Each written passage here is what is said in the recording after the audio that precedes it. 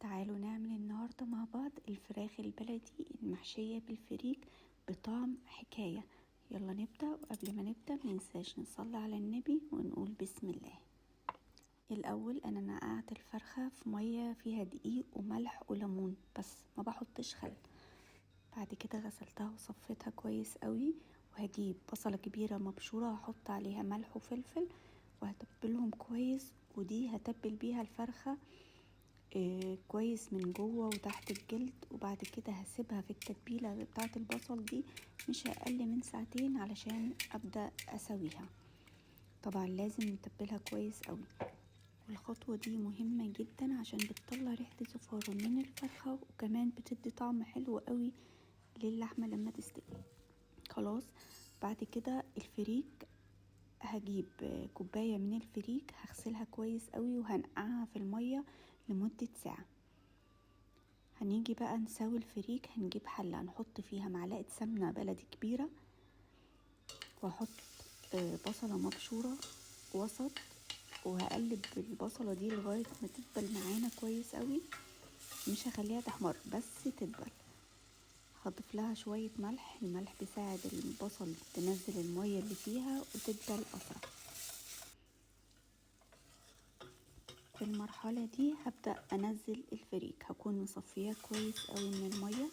بعد كده انزله على البصل وابدأ اشوح فيه كويس قوي لغاية ما يشرب من السمنة اللي احنا حطيناها، وهتبله بس بملح وفلفل مش اكتر من كده.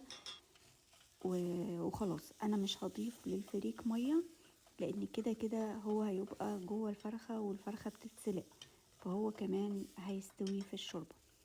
مش محتاج ان انا اضيف له ميه. لو الفرخه كنت من البدايه هدخلها الفرن، خلاص هضيف ميه للفريك واسويه شويه. خلاص، بعد ما شوحت الفريك وطفيت عليه هسيبه يبرد خالص. بعد ما يبرد هبدأ احشي بيه الفرخه. بلاش تحشي الطيور عامه، والفريك او الرز يكون سخن، لازم يبرد خالص. خلاص كده هحشي بيه الفرخه.